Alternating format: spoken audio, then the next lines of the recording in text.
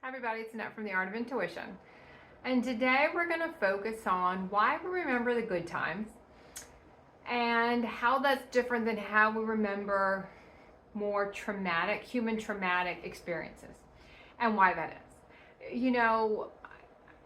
One of the things that always gets me, if you've ever been through having to lose an animal, and the minute you see someone else going through that, right, it brings back all those emotions.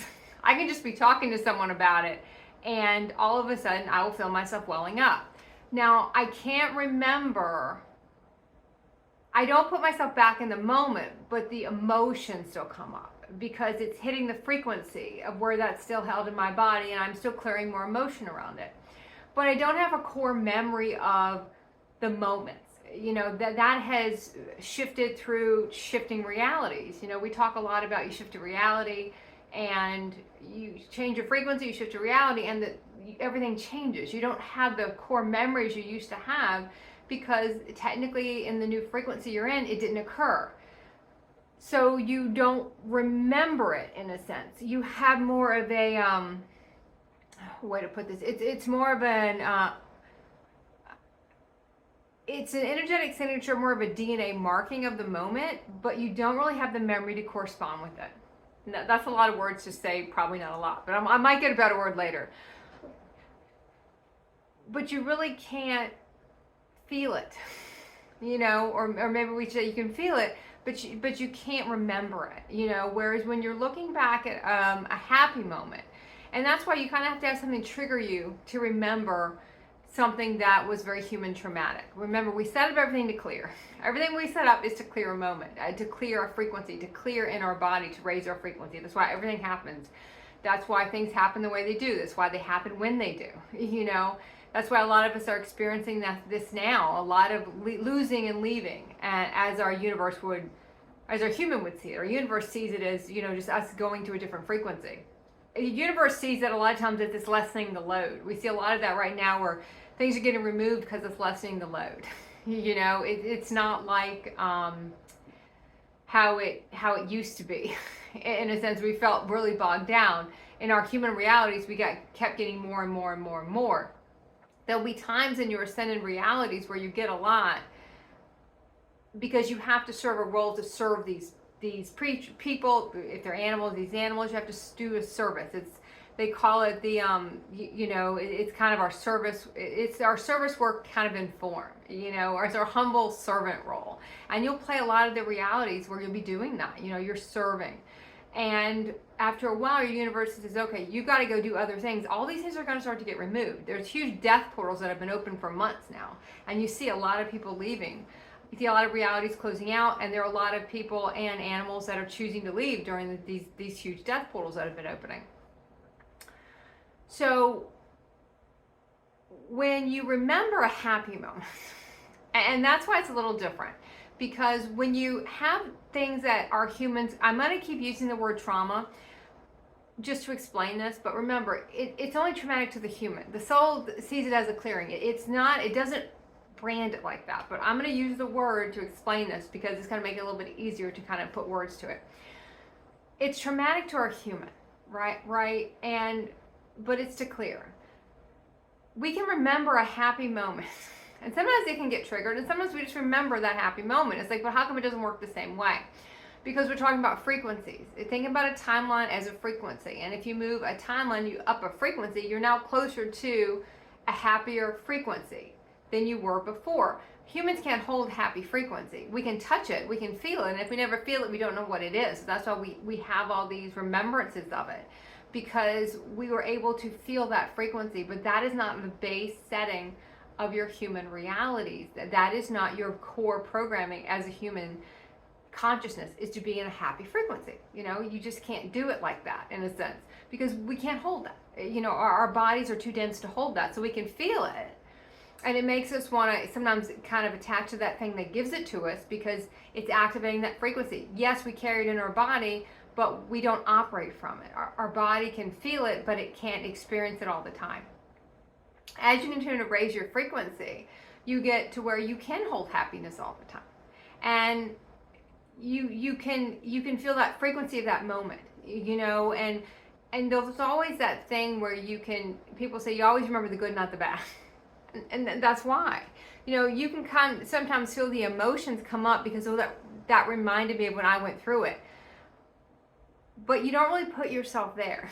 You don't really put yourself back there. It's more of this is triggering a lot of sadness. It's bringing up more because it's a similar energy signature, so I'm able to clear it. But I don't have that really core memory around it. And a lot of that stuff fades, and over time, a lot of it, you don't even have that anymore because you're so far removed from that frequency. You've cleared so much of it. Remember, we clear in layers, in a sense. You're clearing, and then the next layer, and you're clearing, and then there's another layer, and we're going to clear again, and there's another layer. And we don't really go back, we just clear another layer of it. So clearing can take, for some people, it can take a lifetime. For some people, it can take decades. For some people, you can maybe work through something within 7 to 9 years. I've never seen anybody really be able to work through anything quicker than that, just because there's so much of it in our body. So you can kind of test this out and see, like, I always say if you don't try to remember something you can't remember, because there's a reason. You've shifted the frequency, you're in a different reality. Technically, it didn't occur in this reality, so you really don't have that corporeal memory of it, where you can sit there and really go, yeah. It's kind of like when you watch a movie and they show you the past, and you start off with the person in the present and they go to the past, and it's like they remember the whole thing very vividly. We can't do that. We can remember a fragment. Sometimes we can remember a feeling. But we kind of will paint everything else around it. And we tend to paint everything in brighter strokes than they were, right? Because we're in a frequency now where we're in a brighter place than we're in a higher frequency. No matter whether you're still operating most of the time from human programming, you're still ticked up more than you were when you went through that. You're always going to be ticking up. We just don't move that fast when we do it from our human consciousness, because the faster we go, the more we have ego death, and the more we're ending, in a way, our human existence. And our human doesn't want that. So it puts a lot of things in our way, right? It doesn't want us to go that fast. It won't allow us to go that fast. But ascension means you're jumping through it. You're ascending quicker. You're going through these things at a faster pace. You're clearing faster. You're setting up realities to close down. It kind of reminds me of, it kind of shifts, right? Our universe, when we're humans, we look for, if we're saying, okay, we're supposed to go this way, right? We expect our universe, from our human consciousness looking at it, our universe to take a bulldozer and clear everything in front of us so we can just walk right through, right? And that's, to us, the way we're supposed to go. Because it's clear, it's beautiful, we're supposed to go this way, right? Now, a lot of times, our universe will do that. In our human consciousness, when we're operating from that consciousness, it has to do that, or we won't go that way, okay? Whereas the more we go through our awakening and the more we go through our ascension, we would start to go back and kind of look at how some of these realities got created and say, yeah, that was kind of bulldozed for me to go that way, but it wasn't the best way. There was a lot of secret things on that road that I didn't really want to walk through. But because it looked good, I went that way. And my universe knew if it didn't look good, I wouldn't go that way, right? Whereas it kind of starts to flip. When you get to your ascendant realities, you don't want the bulldozer to come through. Because when the bulldozer comes through, it flattens your realities. It flattens all your human realities. And you're more looking for, we don't want that to happen, right? I just want to see a twig down over here, and I know that's my sign I'm supposed to go that way. I don't need you to put a flag around it. I don't know, was it old school? They put a bandana around it. And then someone was kidnapped and they were, but leave little things they were carrying so you could track them. I don't need any of that. You start looking for any little twig disturbed. You're almost like you're a Native American being able to track, an expert tracker. This twig is disturbed. I know I'm supposed to go that way. That's where I'm supposed to go. This is the way. You don't have to come through and bulldoze everything because it's going to fall down on top of me. So it's almost like you get this image after ascension where you just like, no, I don't need that. I'm just going to go this way already. And it doesn't look like a great road in a sense. My human's going to look at this road, and you got to look at this how you're looking at it, right? Your human consciousness is going to look at that road and go, why would you go that way? It's just like a tiny twig down over there that's telling you to go that way. Look at this beautiful, look at this bulldoze road over here we have for you. This is a clear path, but that clear path is not the quickest way to get to where I want to go. So it kind of flips on its rear, I guess, everything kind of turns around. And the quickest way all of a sudden is not the highest aligned way. And we start looking for any little twig turned over to know this is the path I'm going to go. I don't need you to give me a clean path, because the clean path is not what we thought it was. Our human consciousness looked at the clean path and we thought, oh, it's less work. I don't got to machete anything down, just walk right through. But when you walk right through, you're not clearing anything. You're going to get to the other end of that, and then you're probably going to have something fall on top of you, or you're going to end up, honestly, you're going to just end up in a circle and you're going to go right back where you started from. Because we don't want to go through the work. That's our human consciousness. It doesn't want to clear anything. It doesn't want to go through anything. So it sets up things along the way. Our universe sets up things along the way to get these things to come up. It sets up the trauma. It sets up the things for us to clear the emotions.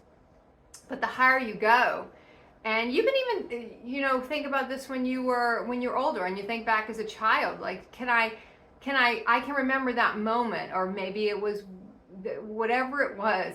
I remember when I got that toy. I remember when I got that dollhouse. I remember that Christmas morning. I really can feel that because my frequency is closer to that childlike fun that I had been, that I could touch on. And now you can just feel that again. You can be there.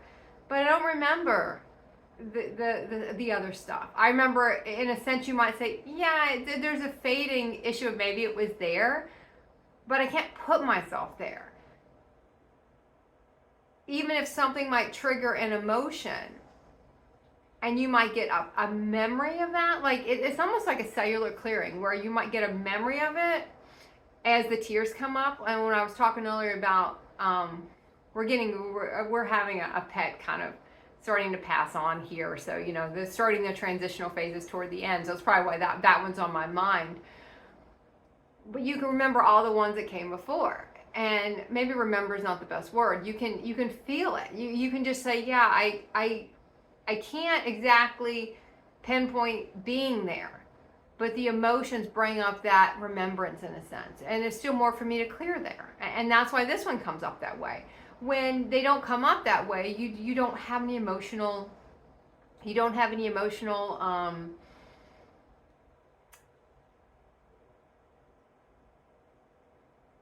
reaction to it. You don't have the emotional reaction to it.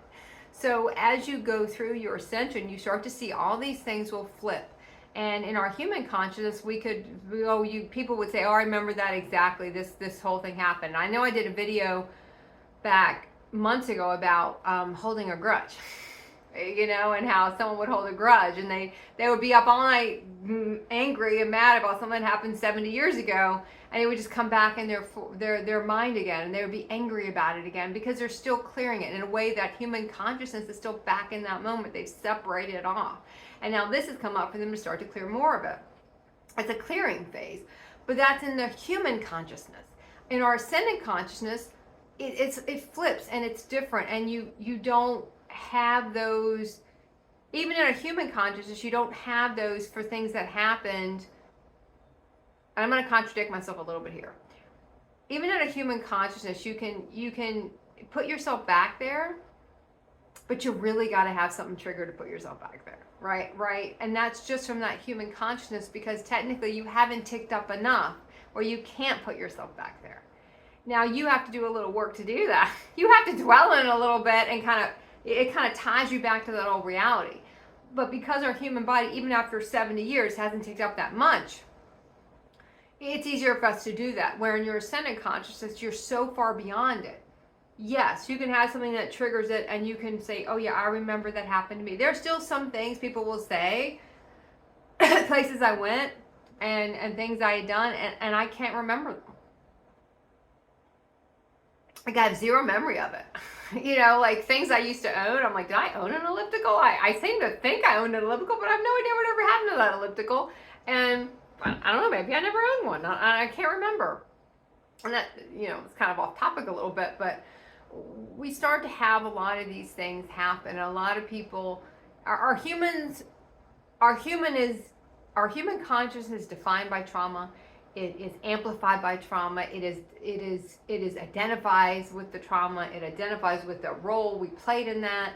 Whereas when you go through your ascension, and part of your awakening and then into your ascension, all that stuff gets deconstructed. It's not your identity. It doesn't matter. It was just something your universe created for you to go through. That was it. That's the end of it. Anything else we put on it is just the story. It's the story we're putting around it, but that's just what it is, just a story. It doesn't matter, but we have to put a story around it. If there's a story around anything, you still have a human consciousness playing in it, unless you're using it to teach. If you're using it to teach, sometimes I'll construct a story about something because it's a good teaching method. But in general, I know when I'm just doing something in my everyday, life, and I realize when I have all this story around it, I'm like, oh, wait a minute. Where's all this story coming from? This is not even true. Why do I have a story around it? I'll always say most of the stories begin with this person's not doing what I want him to do. Period. That's the end of the story. Now, do I see that they might be headed for a harder road? Because they're going to do once again, your human's going to look for the one that's been bulldozed. Your ascended higher consciousness person self aspect's going to look for the one that's not bulldozed, because it knows if it doesn't go the way it's supposed to go, by just looking at the subtle clues, your universe will bulldoze it around you. So you just like kids want to do the least they can do to get what they want, right? Humans do the same thing. It doesn't really change. It's just that human consciousness. It doesn't matter if it's in a child or an adult. It's the path of least resistance, right? But it gets flipped around. Our human looks at the path of least resistance and says, I don't gotta do anything. It's just all a smooth road for me. I don't do a lot of work for this one. This one looks a lot harder. I gotta machete this one down. This one I'm just gonna walk on through. But there's inner resistance. The path of least resistance is the inner resistance. That's what's going to hold you back. Just because the road looks clear, the outer resistance is not the problem. In human consciousness, it's the inner resistance that is going to hold you back. It doesn't matter what the path outside looks like. It's your inner resistance that is going to hold you back from being able to fully live that ascended life, because we're resisting it. We don't want to go through the work. We don't want to have to do that. How many times you hear a child say it, and then we would always look at children and go, oh, look, they don't want to do this, they don't want to do that. But, adults we were all the same. I was included. You're looking at what's the easiest way to go. That's the path of least resistance, right? But remember, it's internal resistance. If you have internal resistance, that's where you want to go. It doesn't matter about the external. Yes, it is a mirror. But how do you feel about it? That's when we go back to looking at the traumas that we have had before. And can I really even, did it occur? Maybe it's like a shadow. Maybe that's the way to identify it. It's like a shadow of something. But it's really not something that, it doesn't feel real anymore. It's almost like you're looking at somebody else's photographs, right? I've used this analogy before. You're looking at somebody else's vacation to the Grand Canyon. Back in the day when, I guess they still do it. Everyone's got the pictures up everywhere, and you're like, let's look through our Grand Canyon. But because you weren't there, and a lot of times it's just the pictures of the Grand Canyon. Or, you just don't, it's like you're just not interested in it, and that's kind of what starts to happen. A lot of the stuff is like, I'm just not interested in it anymore. It doesn't matter to me. It's not something that matters to me. It's an echo. It's an echo, and a lot of the stuff is an echo. So be aware of when you hear the echoes. Be aware. I know I threw a lot of stuff in this one. So this is a real doozy today. A lot of stuff's in this one. So I hope it's helpful. So I feel like it might be. It might be. I feel like it will be. You just got to hit this one at the right time. Anything else I want to throw in before I sign off? I think that's it. All right. Keep practicing the art of intuition.